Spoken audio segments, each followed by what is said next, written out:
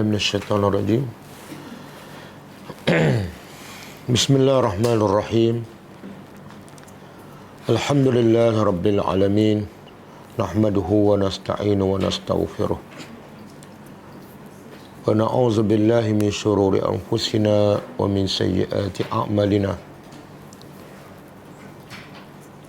May yahdihillahu fala mudilla lahu wa may yudlil fala hadiya lahu. Asyhadu an la ilaha illallah wahdahu la syarika lah wa asyhadu anna Muhammadan abduhu wa rasuluh. Subhanaka la ilma lana illa ma 'allamtana innaka antal alimul hakim. Allahumma 'allimna ma yanfa'una wanfa'na bima 'allamtana wa zidna ilma. Rabbi yassir wa la tu'assir, Rabbi tammim bil khair, amma ba'du.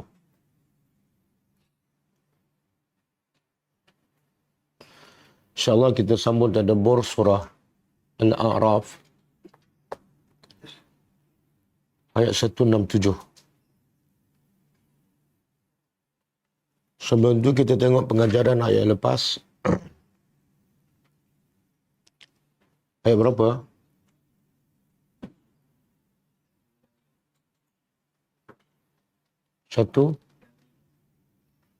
Ayat 165.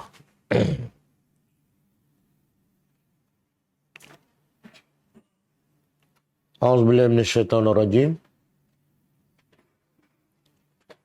Falamma nasu ma dzukkiru bihi anjayna alladhina yanhauna 'anis su'i wa akhadhna alladhina zalamu bi'adzabin ba'is bima kanu yafsukun.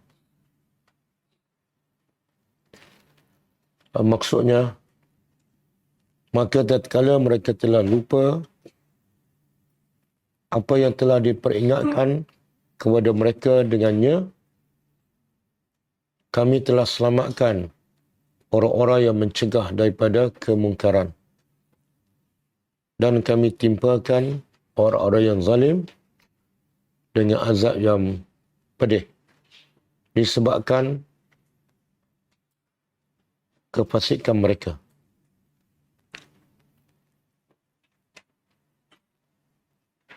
Pengajarannya, pertama,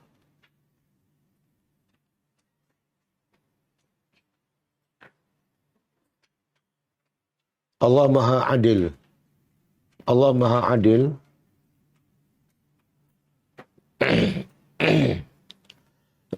di mana Allah tidak akan menurunkan azab, di mana Allah tidak akan menurunkan azab kepada kaum yang kufur kepadanya, melainkan setelah disampaikan peringatan kepada mereka.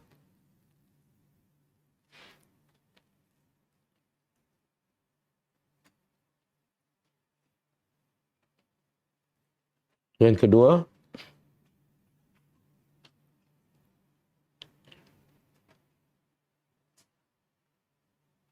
sebab musibah yang menimpa manusia ialah mereka lupa dan lalai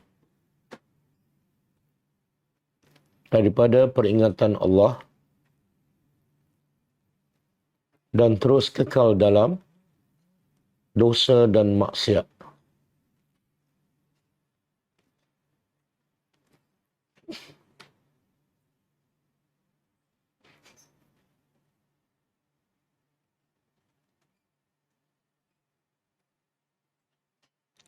Yang ketiga,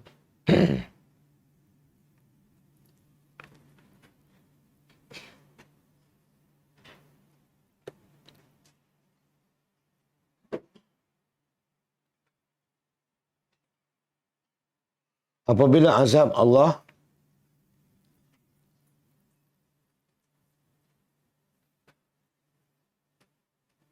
menimpa kepada sesuatu kaum,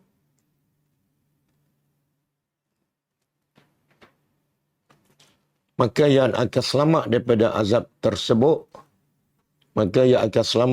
azab tersebut, ialah mereka yang menyuruh perkara yang ma'ruf dan mencegah kemungkaran.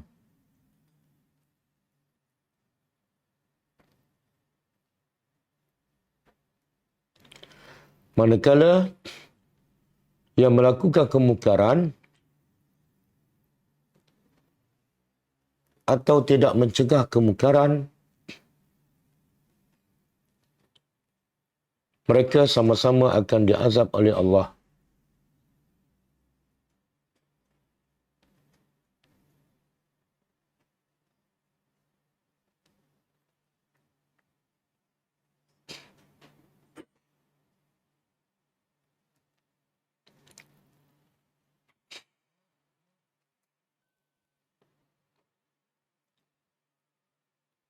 Pengajaran yang lepas, saya ada beritahu tak tujuan mencegah kemungkaran dalam ayat yang lepas? Ada beritahu ke?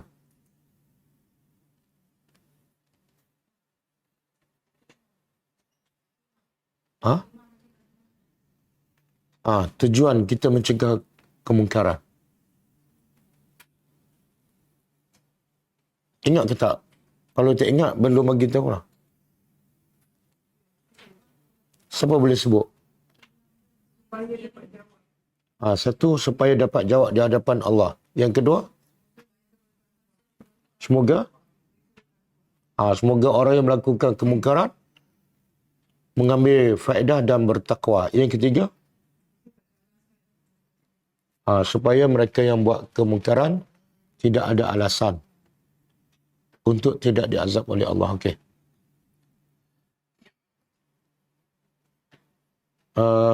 Yang keempat, pengajaran keempat ni. Sesiapa yang melakukan kemungkaran atau tidak melakukan kemungkaran dan dalam masa sama tidak mencegahnya, maka mereka semua adalah orang-orang yang zalim.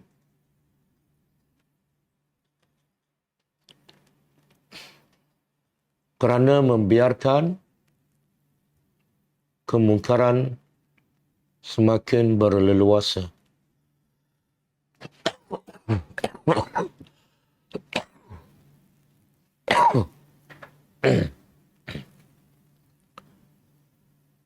Okey, ayat 166. A'udzubillahi minasyaitonirrajim. Falamma 'ataw 'amma nuhu 'anhu qulna lahum kunu qiradatan khasi'in. Maksudnya, maka tatkala mereka ingkar terhadap apa yang mereka dilarang daripadanya, kami berkata kepada mereka, jadilah kamu semua kera yang hina. Pengajarannya,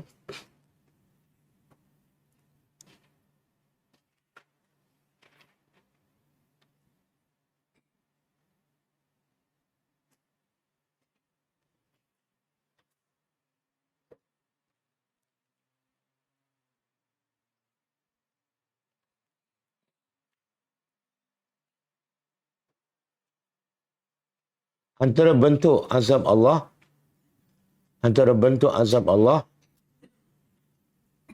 kepada mereka yang melakukan kekufuran ataupun maksiat,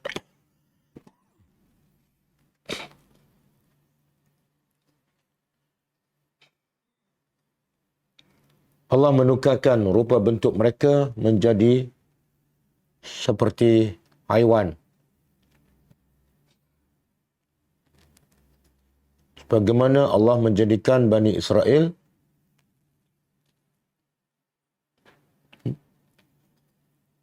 menjadi kera dan babi.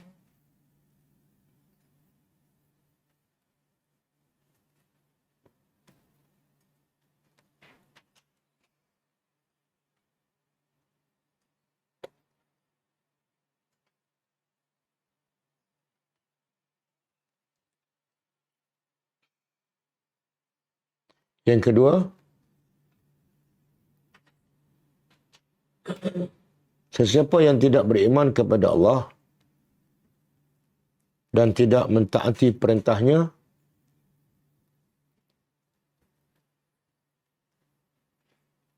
mereka sebenarnya lebih jahat daripada haiwan. Mereka sebenarnya lebih jahat daripada haiwan yang tidak berakal.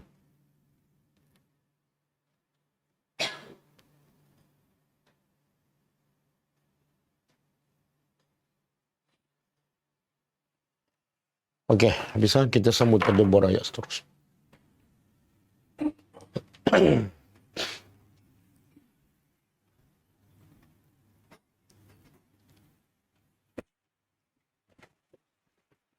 Kaitan ayat 167 dengan ayat yang lepas. Ayat yang lepas Allah beritahu bagaimana Allah telah memberi amaran dan juga akhirnya menurunkan azab kepada Bani Israel. Khususnya setelah mereka tetap degil melakukan kemungkaran, bahkan mereka melakukan kemungkaran dengan cara menipu helah. Maka ayat hari ini Allah beritahu Bani Israel dan mereka yang seumpama dengannya akan terus hidup dalam kehinaan daripada dulu sampailah hari kiamat. Jadi kehinaan yang menimpa Bani Israel tidak akan terhenti di zaman Nabi Musa ataupun di zaman Nabi Muhammad SAW sahaja, tapi akan berterusan. Disebabkan perubahan akhlak mereka yang tidak pernah berubah. Okey, a'udzubillahi minasyaitonir rajim. Wa ista'azzana. Dan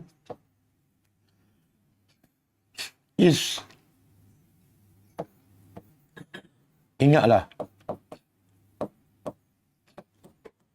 ketika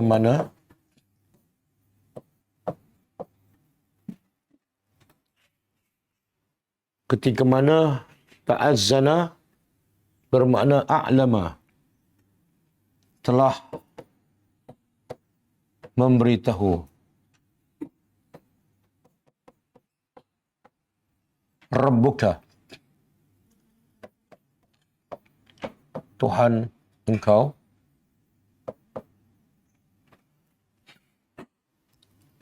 jadi ta'azzana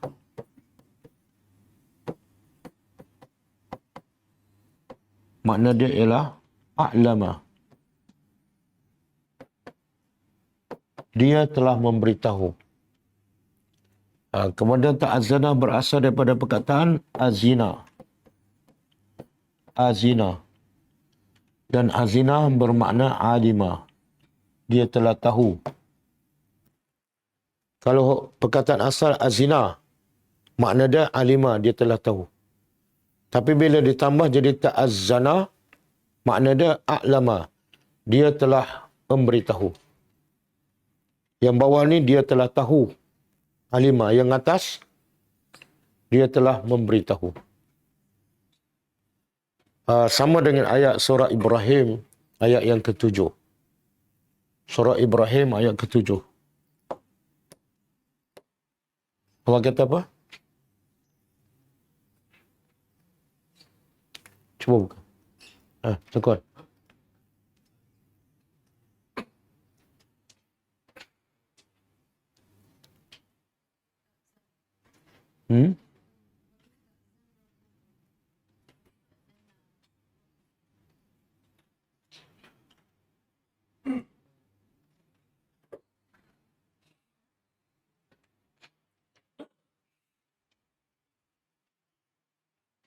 Okey.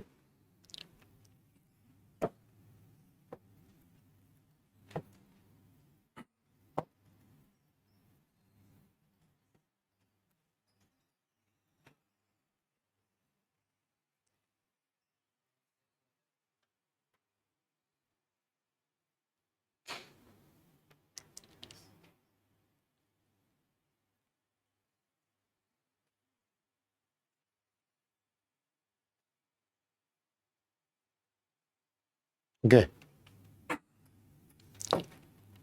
Allah kata, A'udzubillahi minasyaitonirrajim wa ista'azzana.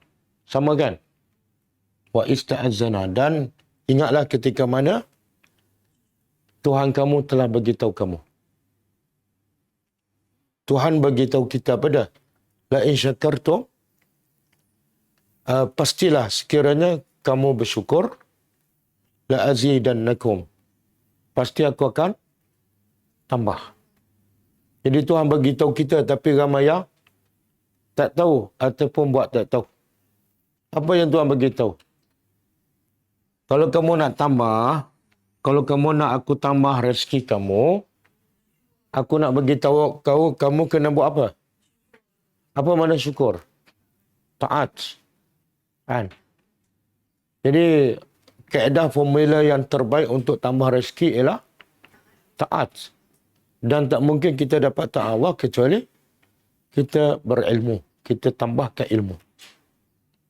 Berapa ramai yang cari rezeki tapi dalam keadaan kufur kepada Allah. Dalam keadaan buat maksiat. Mungkin nampak bertambah rezeki tapi sebenarnya rezeki itu semakin menjauhkannya daripada Allah. Dan Allah bagi amaran. Kalau kamu tak kufur, kalau kamu tak syukur, sebenarnya kamu kufur. Sebab dua sahaja. Kalau tak syukur, kufur. Kalau tak kufur, syukur. Jadi kalau kamu tak taat kepada Allah, satu, rezeki tak bertambah. Yang kedua, amaran. Inna azabi lasyadid.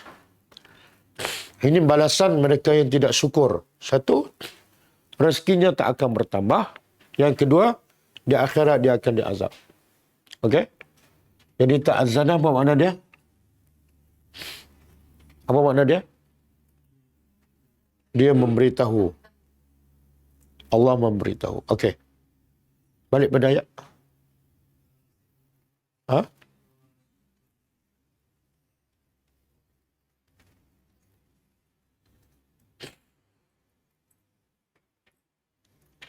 Okey.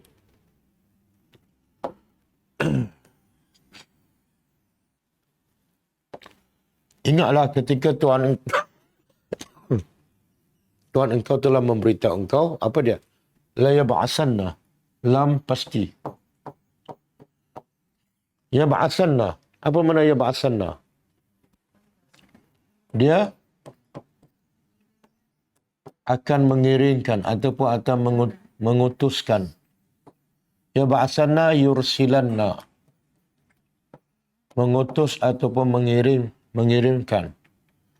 Ini ada dua harfu taukid. Satu lam, yang kedua nun.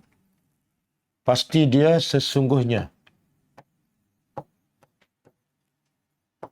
akan mengirimkan alaihim ke atas mereka. Siapa mereka ni? Ahli kitab. Cerita balik pada yang ayat lepas. Ke atas mereka apa dia? Sampai bila ni Allah akan mengirim? Sehingga Yaumul Qiyamah. Hari kiamat. Allah akan kirim apa ni? Man.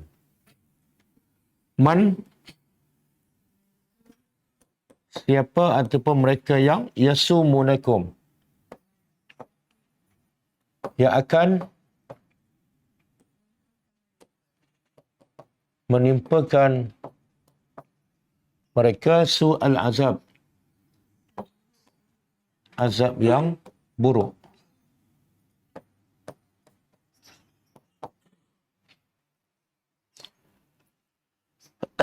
Apa maksud ayat ni? Allah bagi amaran kepada Bani Israel dan mereka yang seumpama dengannya, yang sentiasa degil dan tidak bertaubat kepada Allah, bahawa Allah akan utuskan kepada Bani Israel ini orang-orang yang akan sentiasa menimpakan keburukan kepada mereka sepanjang masa. Sampai hari kiamat. Bermula daripada bila ni? Ada tafsir mengatakan antara bentuk su'al azab ialah jizyah, cukai. Jadi orang Yahudi ini sentiasa dikenakan cukai. Itu adalah su'ul azab kepada mereka. Dan juga bentuk su'ul azab ialah mereka dihina oleh Fir'aun. Apa yang Fir'aun buat kepada Bani Israel?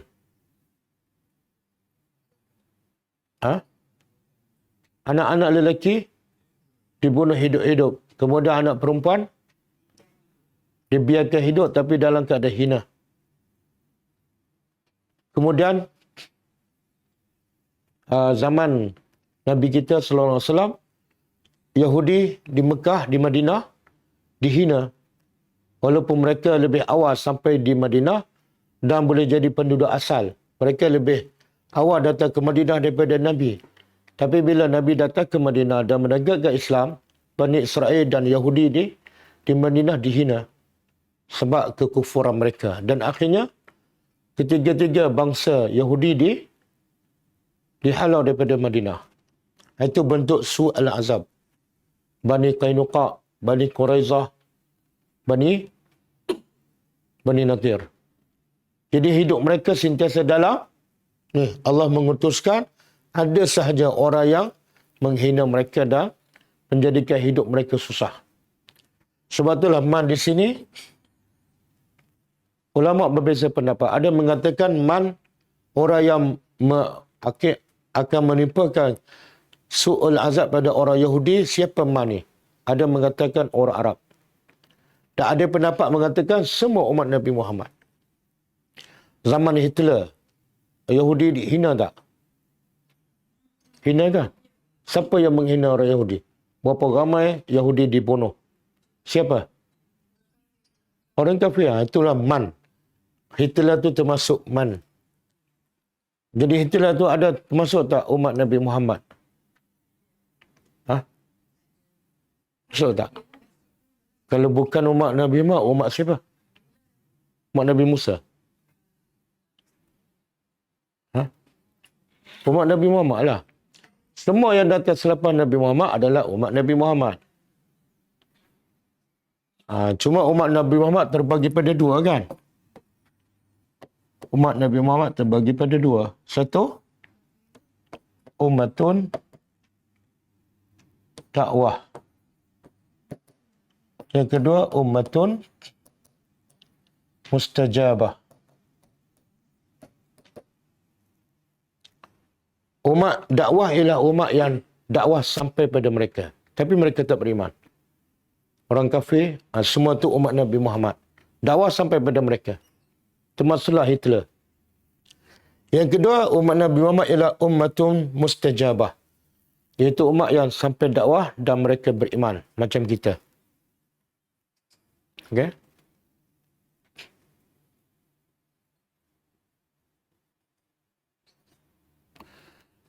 Kita tengok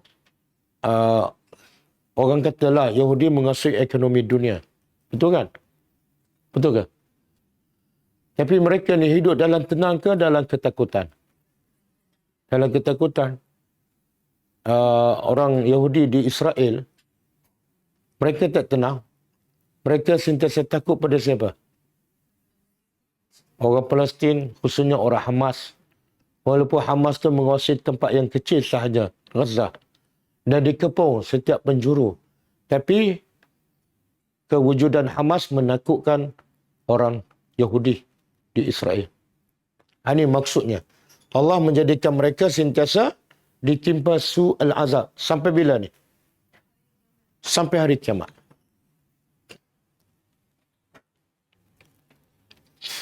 Inna rabbaka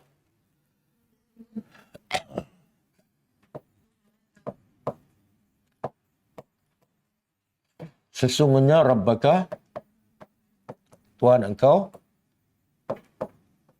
lasri'ul iqab, pasti sari'ul iqab, amat cepat. Iqab, balasannya. Ayat ni ada unsur apa ni? Unsur amaran. Unsur menakutkan. Sebab apa? Sebab kadang-kadang kalau manusia dia nak azab, dia nak hukum, ambil masa. Kan? Kadang-kadang kena melalui proses mahkamah bertahun-tahun. Tapi kalau Allah nak hukum, berapa masa yang Allah perlukan? Allah kata, kuno kiradatan. Jadilah kamu kera. Pukul 5 Allah nak jadi kera, pukul 5 jadi kera. Allah nak datangkan tsunami kan? Berapa minit? Saya dengar cerita orang Indonesia yang mengalami tragedi tsunami. Dia kata mula-mula kita tak terfikir pun tsunami. Mula-mula berlaku gempa bumi. Gempa bumi dengan tsunami dua benda yang berbeza. Jadi, relax je. Lepas tu, tiba-tiba datang air setengah jam, mati semua. 300,000. La sari'ul iqab. Okey. Jadi bila kita dengar ayat ni, sepatut kita lebih takut untuk melakukan maksiat. Kemudian, ayat Al-Quran ni kita terbiah untuk mendidik jiwa supaya kita berada dalam keadaan tidak terlalu takut dan tidak terlalu yakin. Maka Allah bagi tahu ayat seterusnya. Wa innahu, dan sesungguhnya dia la ghafurur rahim. Pasti maha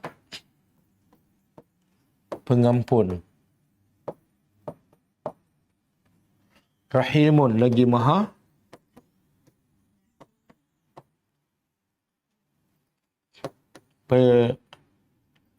penyayang.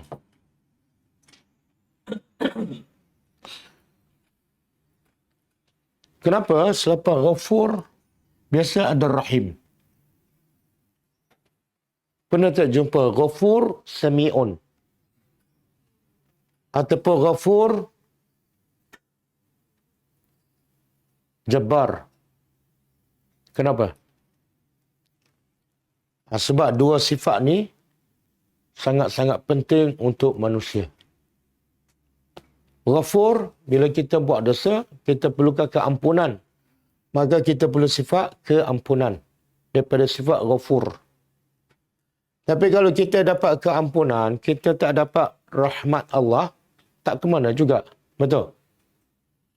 Jadi Ghafur untuk kita lepas daripada neraka. Punca manusia masuk neraka sebab apa? Dosa lah. Dosa sebab tak dapat keampunan. Jadi Ghafur untuk kita lepas daripada neraka. Jadi lepas pada neraka, kita nak masuk syurga. Bila nak masuk syurga, kita perlu pada rahmat Allah. Rahmat Allah daripada sifat Rahim. Boleh?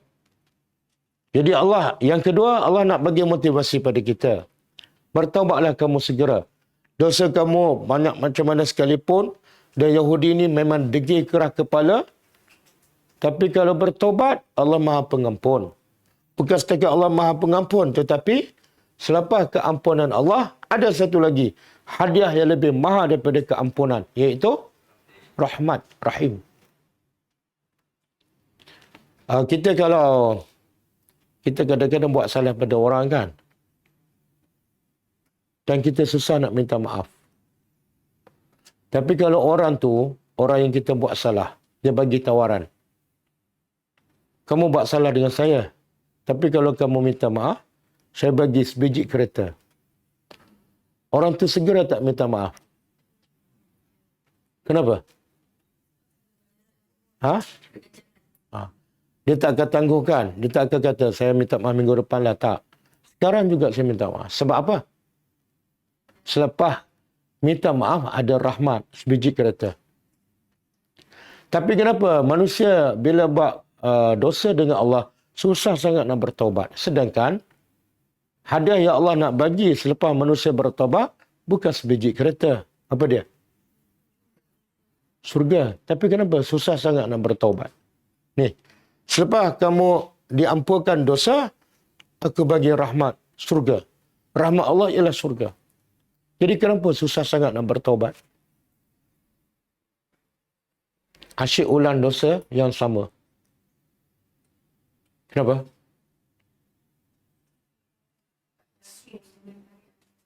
Tak yakin dengan. Tapi kalau saya buat salah pada saya kata minta maaf dengan saya bagi kereta. Kenapa yakin? Siapa lebih bercakap benar? Saya ke Tuhan? Yang sembah siapa? Sembah Tuhan ke semua saya? Kenapa Tuhan yang disembah tak berapa yakin? Saya tak disembah tapi yakin. Sebab cintakan dunia. Ni syurga ni tak nampak kan? Kereta nampak. Cinta dunia. Okey? Jadi bertaubatlah kepada Allah sebab Allah Maha Penyayang. Jadi ayat ni Allah nak beritahu ayat sari'ul iqab sebagai dia panggil terhib, menakutkan kepada Yahudi dan juga mereka seumpama. Kalau kamu terus dengan dosa, ingat Allah sangat cepat balasannya. Tapi kalau kamu nak bertaubat, aku Maha Pengampun. Segeralah bertaubat. Dosa kamu besar macam mana, lama macam mana, banyak macam mana pun, ingat pada Ghafurur Rahim. Aku akan ampunkan. Cuba buka surah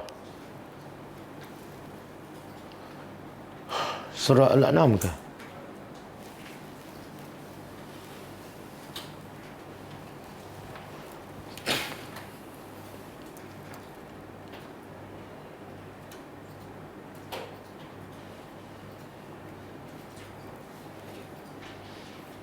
Tak ada?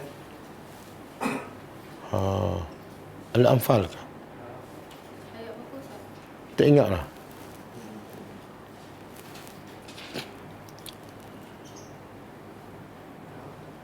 Okey. Ini. Ini surah apa ni? Al-Anfal ayat 38.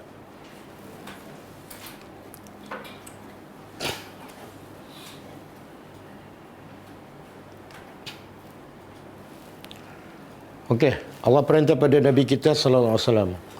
Qul. Terjemah. Katalah wahai Muhammad, beritahu pada siapa?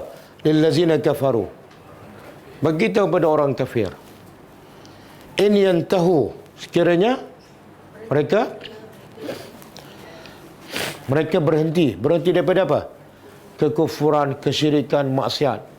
Begitu pada mereka, kalau mereka berhenti dan bertaubat, yaghfar lahum, maka diampunkan bagi mereka. Diampunkan yang mana ni? Ma qad salaf, apa yang telah lepas. Banyak mana ni? Semua sekali. Kalau walaupun dia bunuh 100 orang ke, dia sembah berhala 50 tahun ke, semua diampunkan. Bagi tahu mereka. Tetapi amaran, wa in ya'udu, sekiranya mereka kembali kufur kepada Allah, faqad madat sunnatul awwalin, maka sunnah orang-orang dahulu akan tetap berlaku pada mereka. Apa dia sunnah orang dahulu? Bila kufur, azab Allah akan menimpa mereka. Itu ketetapan Allah yang tak akan berubah. Amaran. Ayat di atas ni sebagai dorongan, ayat di bawah sebagai amaran. Okey, cuba tengok hadis tu.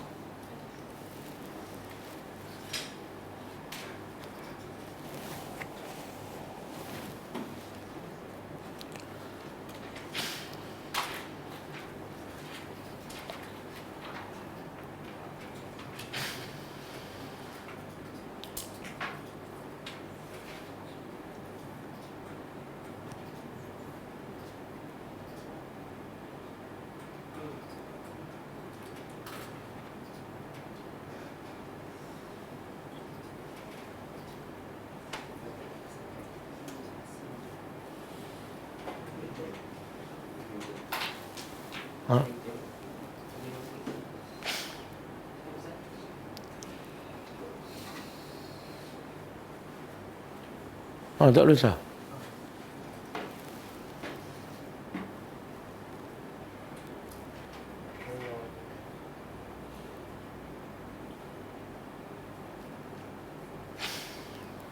Okey. Hadis ni panjang ni. Saya ambil bahagian yang berkaitan dengan tajuk kita. Daripada Amr bin As radhiyallahu anhu. Anna Rasulullah sallallahu alaihi wasallam qala lahu. Rasulullah SAW bersabda, berkata kepada Amr bin As, ama alimta. Cuba terjemah. Ama alimta, tidakkah engkau tahu annal Islam, sesungguhnya Islam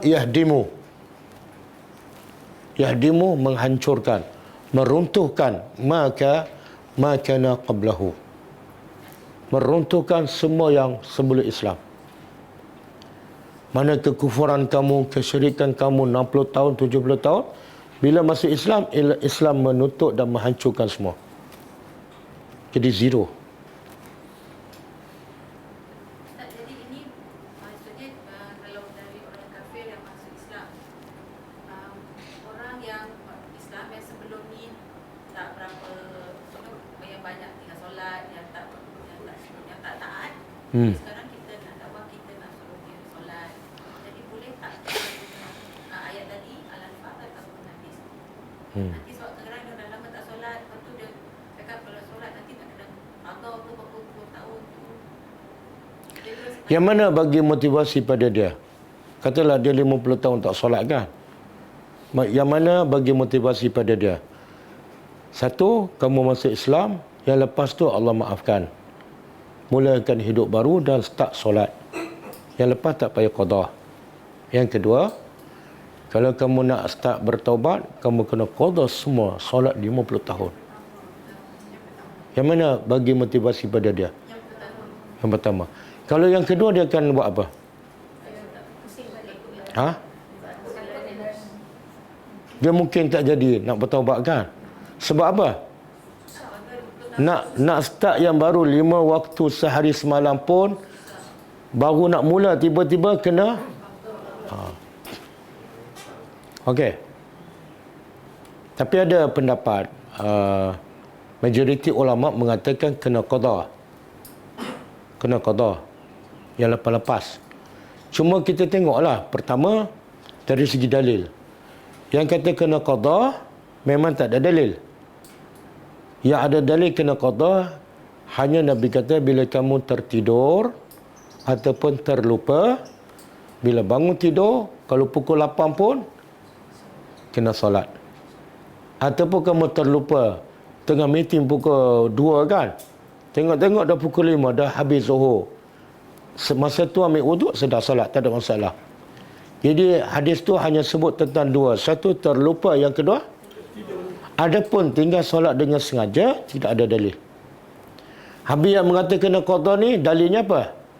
Dia kata dia pakai dalil yang sama. Kalau yang terlupa kena qada, kalau tertidur kena qada, yang sengaja lagi kena qada, betul kan? Dia pegang hadis yang sama. Yang mengatakan tak payah qada pakai hadis tu juga. Nabi kata hanya terlupa dan tertidur. Kamu terlupa pun tak, tertidur pun tak, kamu sengaja. Nabi tak sebut apa pasal sengaja. Tengok beza ulama. Hadis yang sama, berbeza pandangan. Boleh faham? Tapi kita tengoklah, kalau kita cakap kena qada, tak jadi salat, dia mungkin mati dalam kafir. Betul tak? Macam mana aku nak qada 50 tahun, 5 kali sehari kali 365 hari kali 50 tahun.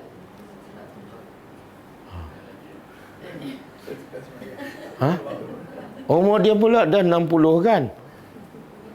Mungkin besok mati. Tengok-tengok tak keluar rumah. Mana ayah duk qada solat? Ha?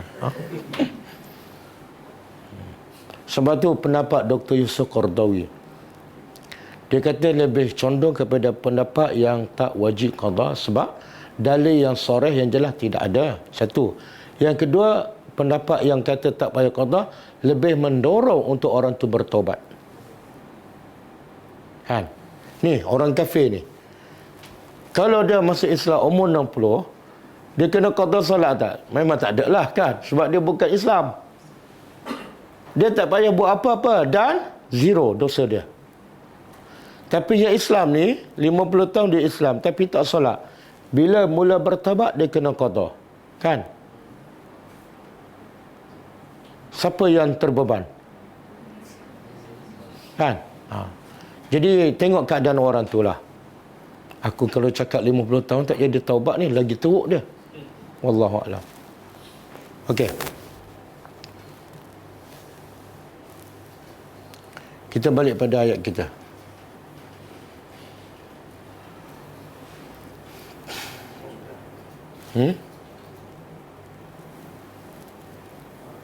Dah habis dah. Jadi bila kita nak buat dosa, ingat apa? Inna rabbaka la sari'ul iqab. Ingat ayat ni. Aku buat dosa ni bila-bila masa Allah boleh hukum aku. Kalau Allah hukum kat dunia, macam mana tu? Allah bagi stroke. Boleh tak? Sekelip mata je. Tiba-tiba jatuh, tak boleh cakap, tak boleh berjalan. Sekelip mata je. Jadi ingat ayat ni. Dan bila kita dosa banyak, ingat ayat. Innahu laghafurur rahim. Ada saya interview seorang budak lah, dia nak membantu kelas Quran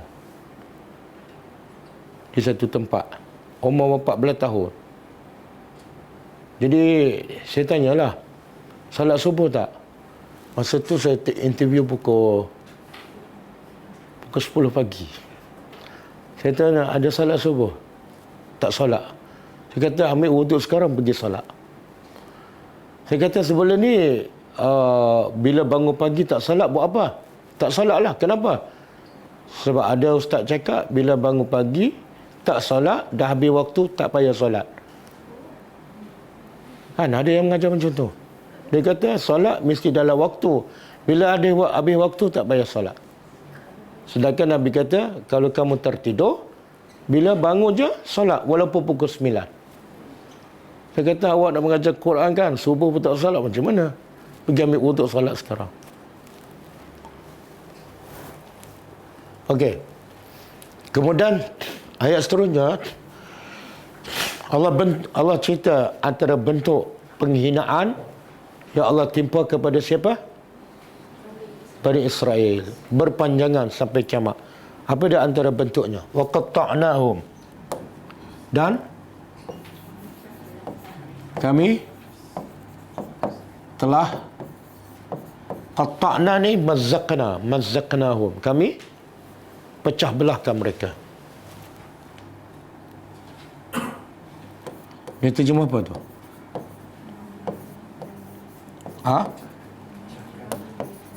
Apa dia? Pecah belah lah tu. Kalau bagi saja okey kan? Pecah belahkan mereka. Fil ardi, di bumi.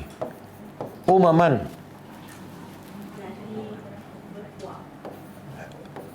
Berpuak-puak. Betul tak orang Yahudi berpecah sama-sama mereka? Ya.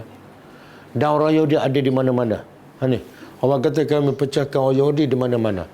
Ada di Palestin, ada di Amerika, ada di mana-mana tempat. Dan ada sebahagian orang Yahudi yang memang tak nak negara. Yang nak negara ada juga. Tapi ramai juga yang mereka tak nak negara. Mereka hidup, kalau boleh nak hidup, nak fokus hidup mereka je. Sebab apa? Kalau mereka bina negara Yahudi, mereka akan lagi kuat diserang, ditentang oleh orang Islam. Dan mereka lagi hidup dalam ketakutan. Ini Allah pecah belahkan mereka. Kita nampak mereka kuat dan menguasai ekonomi, tapi Allah kata wa qulubuhum syatta, hati mereka berpecah. Minhum, di antara mereka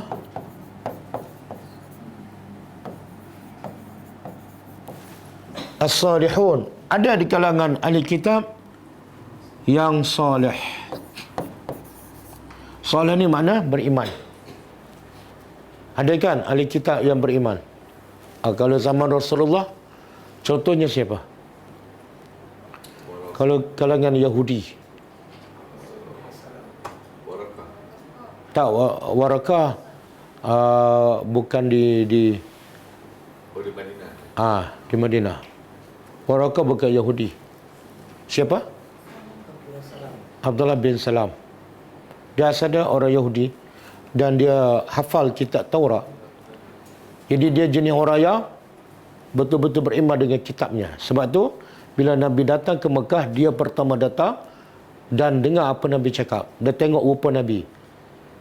Sebab maklumat tentang Nabi yang ada dalam kitab Taurat ada dalam kepala dia. Bila dia tengok sama, terus dia beriman. Ni. Sebagai mereka ada orang yang soleh yang beriman. Wa minhum, dan sebahagian mereka duna zalik, selain itu, yang tak beriman. Ada ahli tafsir mentafsirkan salihun beriman, yang selain daripada itu kurang sikit tapi masih Islam. Dan ada mentafsirkan salihun beriman, duna zalik kafir. Di sini Allah nak beritahu apa ni? Allah nak beritahu kita bila menghukum kena berlaku adil. Jangan pukul rata. Jangan kata semua ahli kitab tak boleh pakai. Tak. Ada sebahagian walaupun tak ramai, ada yang beriman kepada Allah. Kalau ahli Nasrani, ahli kitab daripada kalangan Nasrani yang beriman, siapa? Kalau di zaman Rasulullah sallallahu alaihi wasallam, Najasyi. Dan sekarang pun banyakkah orang Yahudi beriman kan? Cuba buka surah Ali Imran 112 ke?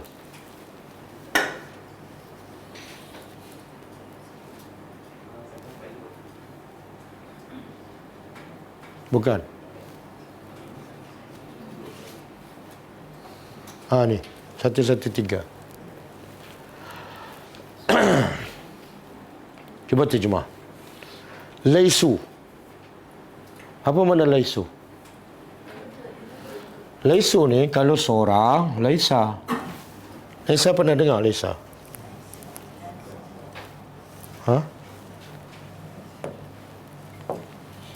Laisa pernah dengar tak?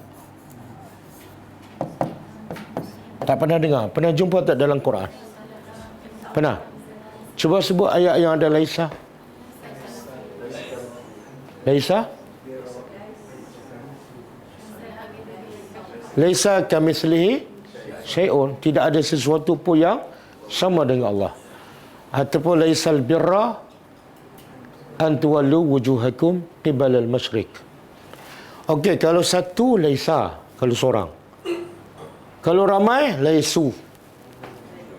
Kata yang sama.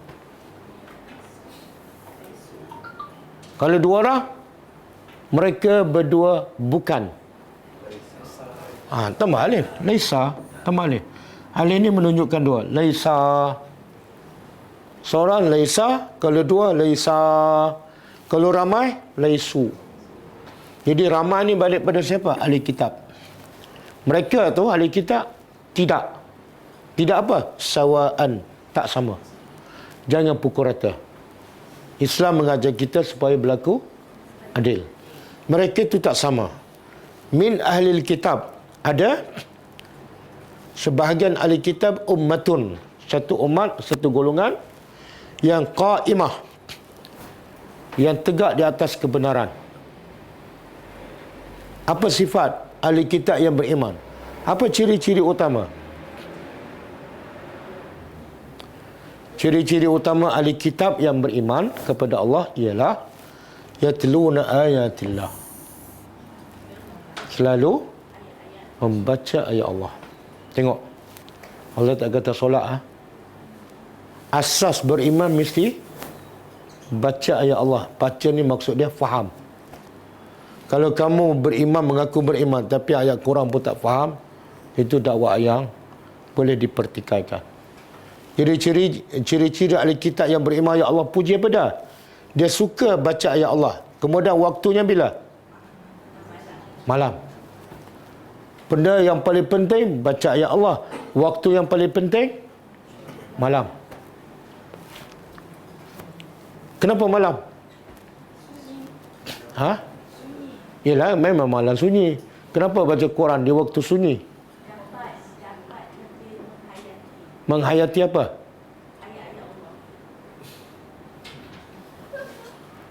maksud dia. Sebab kita nak faham ayat Allah ni perlu pada fokus dan tidak ada gangguan.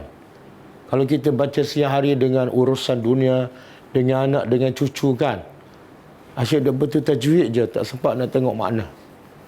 Bila waktu tak ada gangguan, malam lah. Jadi Allah puji ahli kitab yang baca Quran di waktu malam. Dan Nabi, Allah suruh Nabi peringkat awal baca Quran bila? Ayat apa?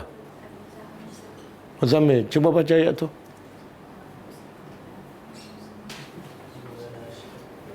Ya ayyuhal muzammil qumil laila illa qalila nisfahu aw yanqus minhu qalila aw zid alaihi warattilil qur'ana tartila. Warattilil qur'ana tartila. Okey, kemudian apa lagi Allah puji ahli kitab ni yang beriman? Wahum yasjudun. Mereka apa maksud mereka sujud? Ha? Dan mereka sujud ke mereka solat? Kalau solat, kenapa Allah guna sujud? Kalau solat, perkataan solat apa dia? Wahum yusalluna. Jadi Allah nak begitu mereka sujud saja ataupun mereka solat? Apa dah? Solat? Kenapa Allah sebut sujud?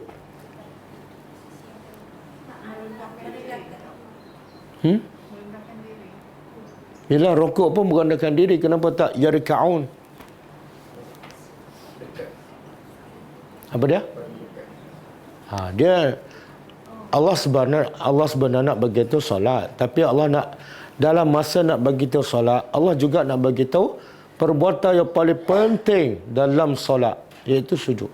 2 in 1.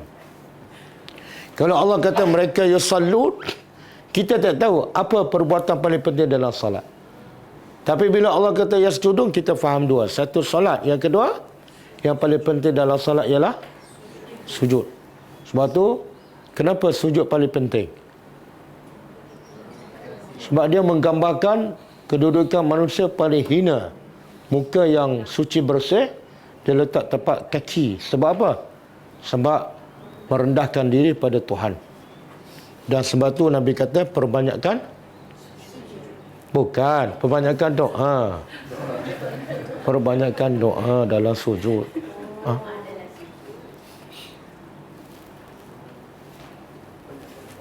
Okey.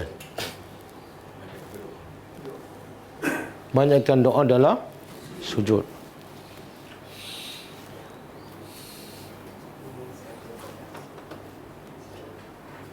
Okey. Tak apalah, saya kata 14 biar. Kita balik pada ayat kita. Kemudian Allah kata apa? Wa balawnahum, dan kami uji mereka. Kami uji mereka. Siapa mereka? Ahli kitab. Kami uji mereka dengan apa? Allah beritahu bentuk ujian. Bentuk ujian ada dua sahaja. Dengan kebaikan. Wasayyi'at, dan keburukan. Apa maksud kebaikan? Nikmat-nikmat sihat, kaya, kan? Umur panjang. Yang keburukan pula musibah, kemiskinan, sakit, harta tak cukup. Jadi ujian ada dua bentuk. Dua-dua tu adalah ujian. Ada tak ujian yang ketiga? Hasanah pun tak, sayyi'ah pun tak. Ada? Tak ada. Tapi bila manusia betul-betul rasa sedang diuji? Bila sayyi'at. Bila hasanah, dia tak rasa dia di. Sebab itulah biasanya manusia akan gagal dalam ujian. Bila? Bila dapat nikmat. Yang selalu gagal kat sini. Yang sini kadang-kadang gagal juga. Tapi yang pasti sini paling gagal. Betul. Dan sebab itulah bila Allah sayang pada seseorang, Allah uji dengan apa?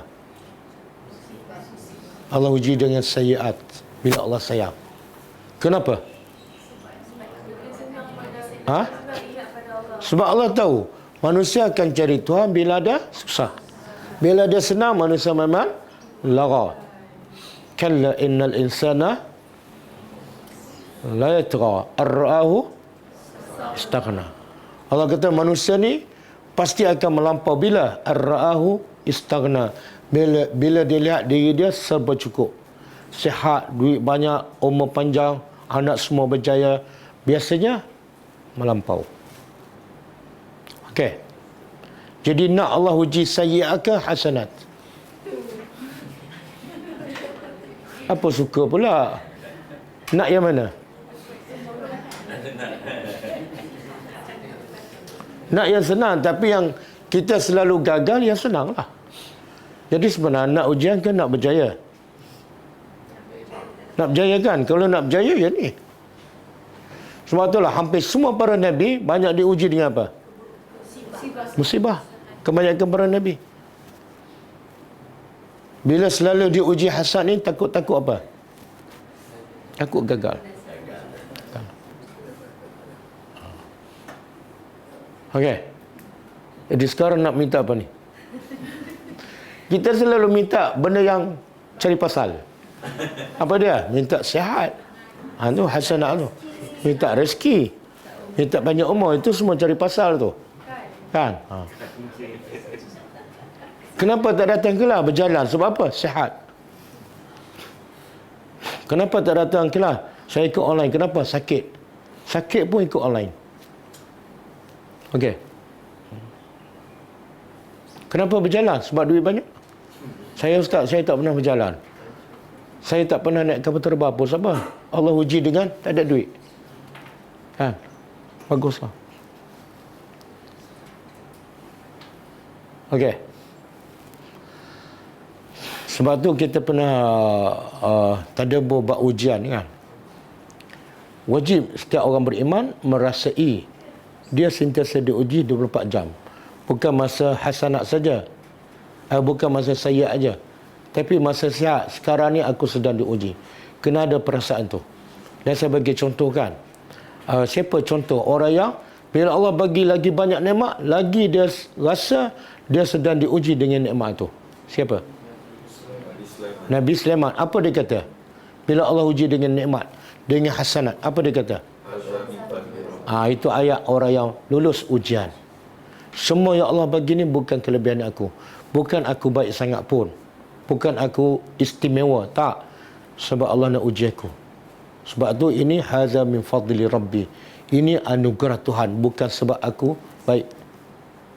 Itu orang yang berjaya dalam ujian. Yang sentiasa merasai dia diuji 24 jam. Okey. Sebab tu kalau kita tengok surah Al-Fajr, Allah mencela orang yang gagal dalam ujian. Tahu tak antara ciri-ciri orang yang gagal dalam ujian? Kuat sikit. Kuat sikit. Kita kena tahu kan ciri-ciri orang yang gagal dalam ujian. Apa dia? Cakap je, tak apa.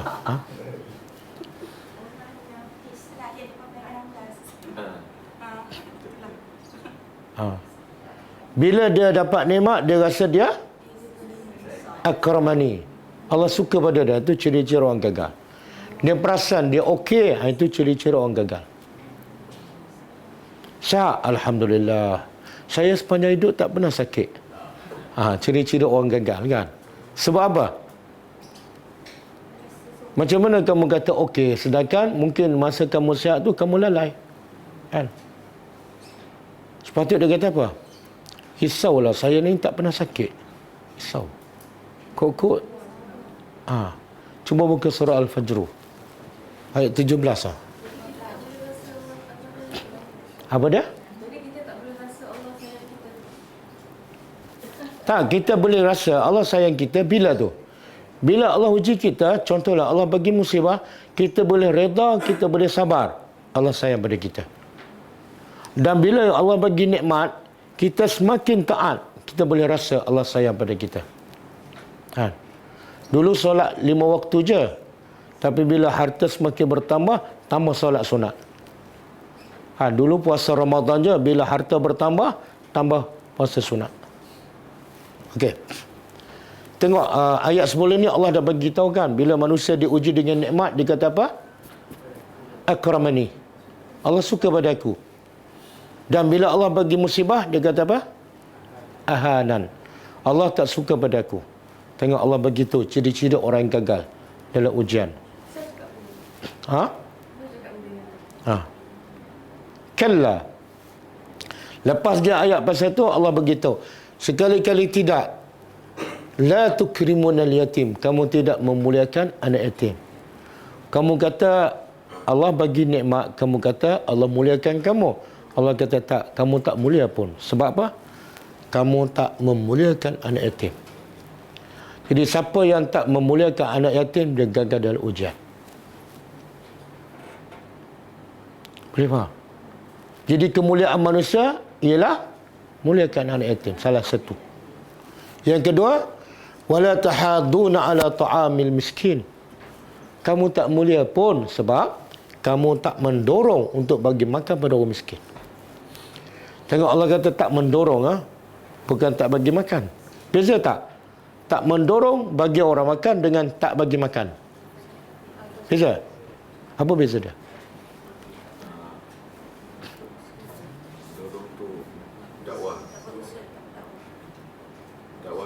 Muhammad tak dorong bagi makan pada orang miskin.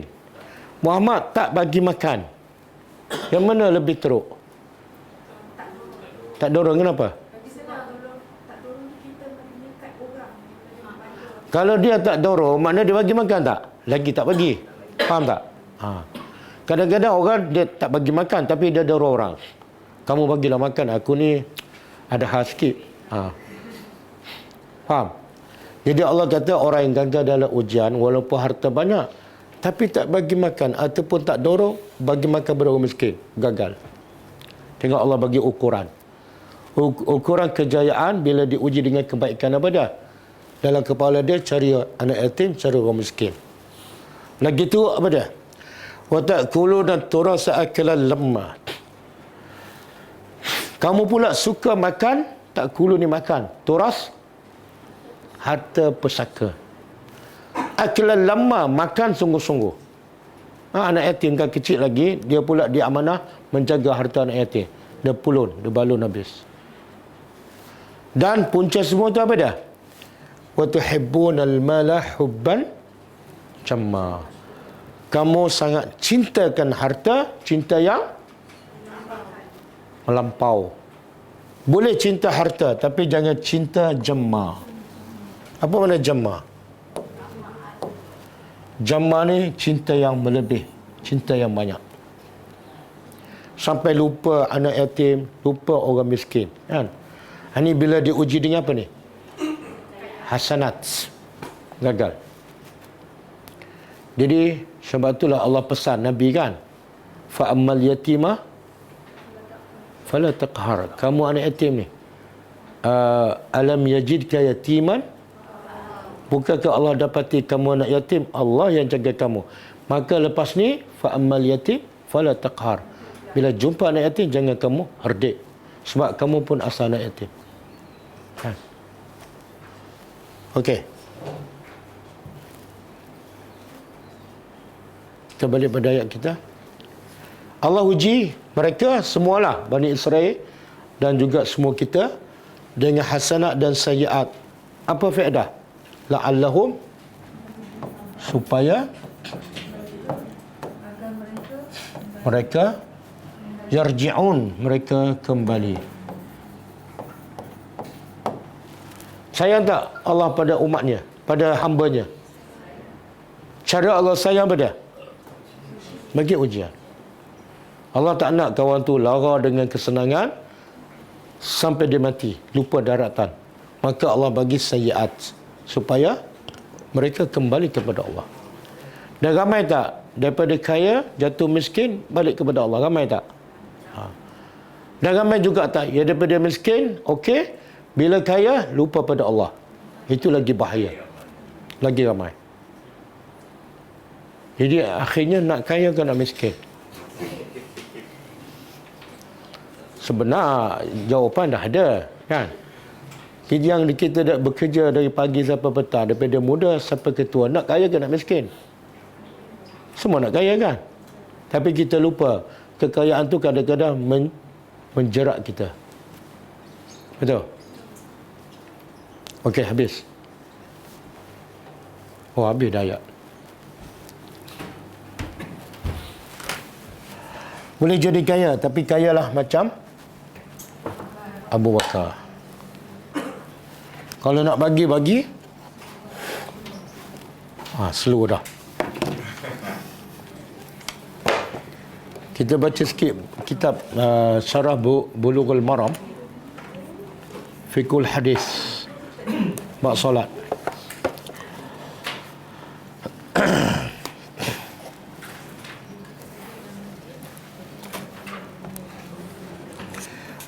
Siapa ingat ni? Ada buku tak? Mana ada seorang pelajar yang selalu bawa buku tu? Tak datang? Oh, pergi umrah. Apa dia tak bawa kita orang?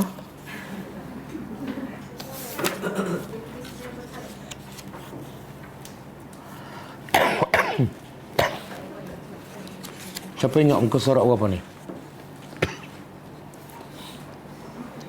Cuba tanya pelajar. Siapa-siapa yang ingat, tolong bagi tahu, saya tak ingat ni.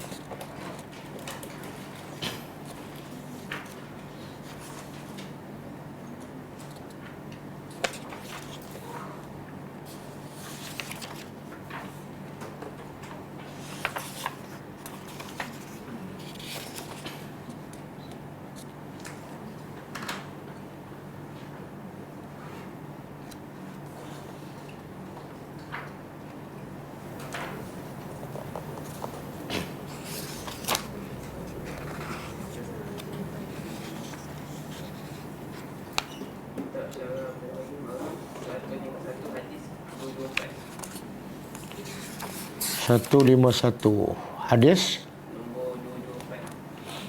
Oh, ya ke? Sini dah. Okey. Kitab Syarah Bulughul Maram bab solat, muka surat 151, hadis yang ke-224. Muka surat 151, hadis yang ke-224. Qala al-musannif rahimahullah, wa an Abi Humaid As-Sa'idi radhiyallahu ta'ala anhu qala ra'aitu Rasulullah SAW idza kabbara ja'ala yadayhi hazwa mankibaihi wa idza raka'a amkana yadayhi min rukbatayhi thumma hasara zahrahu wa idza rafa'a ra'sahu istawa hatta ya'uda kullu faqarin makanahu wa idza sajada wada'a yadayhi ghayra muftarishin wala qabidihima wastaqbala bi atrafi asabi'i rijlaihi al-qiblah wa idza jalasa bi rak'ataini jalasa ala rijli al-yusra wa nasaba al-yumna wa idza jalasa fi ar-rak'ati al-akhirah qaddama rijlahu al-yusra wa nasaba al-ukhra wa qa'ada ala maq'adatihi. Hadis sahih riwayat Bukhari. Maksud dia, daripada Abu Humaid As-Sa'idi radhiyallahu anhu katanya, aku melihat Rasulullah SAW apabila bertakbir, baginda mengangkat kedua tangannya hingga menyamai kedua bahunya. Bila Nabi angkat takbir, tangan Nabi ada 2-3 hadis lah. Pertama, sama dengan bahu ni. Sama dengan bahu. Bukan sentuh bahu. Sama ni, sama tinggi. Kan? Macam ni. Dan tapak tangan menghadap ke kiblat. Buka menghadap ke kiblat. Bukan macam tu, bukan macam ni. Menghadap ke kiblat dan hujung jari ni sama dengan bahu. Ada riwayat Hujung jari sama dengan anak cuping telinga. Tapi hadis ni mengatakan Nabi apabila mengangkat takbir, mengangkat kedua tangannya sehingga menyamai kedua bahunya. Dan apabila baginda rukuk, baginda memegang kedua lututnya dengan kedua tangannya. Bila rukuk, tangan pegang kepala lutut, bukan pegang paha, bukan pegang betis. Ada orang salat, dia tak pegang kepala lutut, dia pegang paha ataupun dia pegang betis. Sah tak solat dia? Solat sah, tapi tak dapatlah pahala sunnah Nabi pegang lutut. Pegang kepala lutut dapat pahala. Sebab dia ada kaitan juga. Bila Nabi rokok, belakang Nabi luruskan. Belakang tu lurus. Macam mana boleh lurus? Sebab tangan Nabi pegang kepala lutut. Kalau pegang betis, dia belakang tak boleh lurus. Dia macam nak menjunam kan. Ataupun kalau dia pegang paha, belakang dia jadi macam nak terbang. Subhanallah, simple aja. Pegang kepala lutut pun dapat pahala. Sebab tu yang penting ialah ilmu. Kalau tak belajar 20 tahun, 50 tahun. Ada satu hadis Huzaifah ibn Yaman, dia tengok ada orang solat dalam masjid ini setelah Nabi wafat lah. Dia tengok orang solat, dia pun pelik cara solat orang tu. Lalu dia bertanya, dah berapa lama kamu solat macam ni? 50 tahun.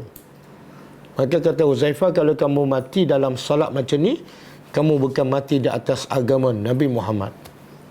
Makna solat tu sangat besar dan penting. Walaupun solat, tapi kalau tak sama dengan solat Nabi, boleh jadi mati bukan dalam keadaan agama Islam. Sebab tu solat kena belajar kan. Kita masa nak menghadap Sultan kan, masa nak terima Datuk kan, ada pengalaman kan. Belajar tak cara nak angkat tangan, nak sembah? Ada belajar ke pakai terus pergi terus, tak ada latihan apa kan? Padahal dia sultan je, manusia bukan Tuhan. Maka nak menghadap Allah lagi kena belajar dan praktis. Okey. Baginda bila rukuk, baginda memegang kedua lututnya dengan kedua tangannya sambil meluruskan belakangnya. Belakang mesti lurus. Laki ke perempuan sama.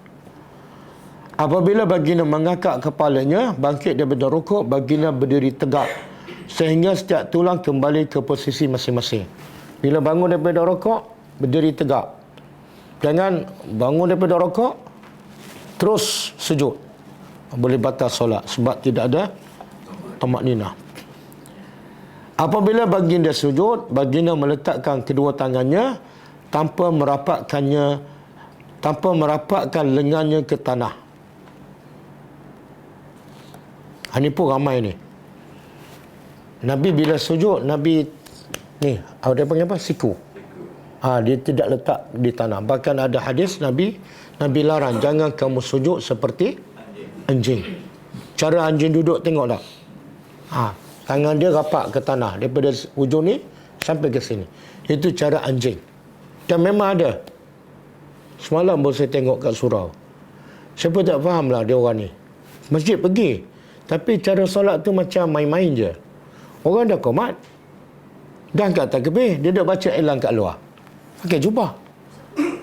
Kata apa hal ni? Nabi kata kalau kamu tahu kelebihan saf pertama, kamu buat apa? Orang dah qomat, dah angkat takbir, dia dah baca elang kat luar. Lepas tu bila dia sujud, tangan betul-betul macam anjing.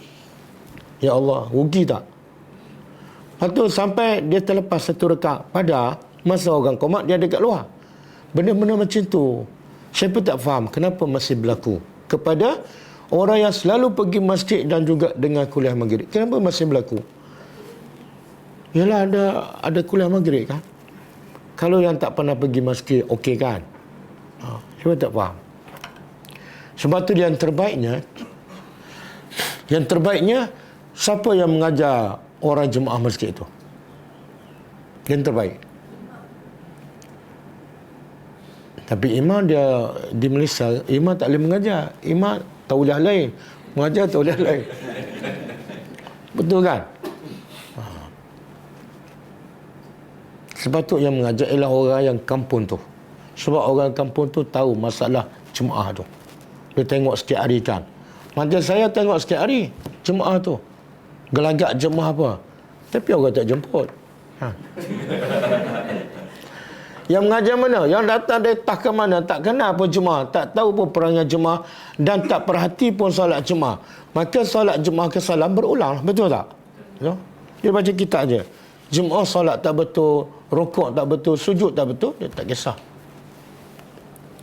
Okey. Apabila baginda sujud, baginda meletakkan kedua tangannya tanpa merapatkan lengannya ke tanah. Dan tidak pula mengepit keduanya. Nabi bila sujud, Nabi tak kepit. Kecuali bila solat Jumaat dah rapat sangat, terpaksa kepit lain. Tapi kalau kita solat, contohlah, solat seorang kan, buka ketiak. Antara lengan dengan sini, kena buka, jangan kepit. Sunnah Nabi. Dia sebenarnya Nabi kata sallu kama raaitumuni usalli. Nabi kata hendaklah kamu salat. Kamu tu siapa? Semualah lelaki perempuan. Kamu salat sebagaimana kamu lihat aku salat. Jadi arahan Nabi itu sebenar kepada semua lelaki dan perempuan. Cuma ada hadis yang mengatakan perempuan itu berbeza, tapi ada sebahagian ulama mengatakan hadis yang mengatakan salat wanita dan lelaki berbeza itu hadis dhaif. Okey, apabila baginda sujud, baginda meletakkan kedua tangannya tanpa merapatkan lengannya ke tanah dan tidak pula mengepit keduanya. Sementara jari jemari kedua belah kaki baginda, bila Nabi sujud, jari Nabi ke mana? Nabi lipat jari itu menghadap ke kiblat. Tak boleh kita duduk macam tu kan?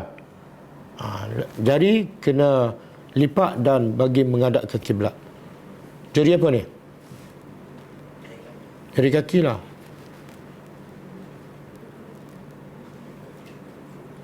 Sementara jari jemari kedua belah kaki baginda menghadap ke kiblat, dilipatkan ke dalam.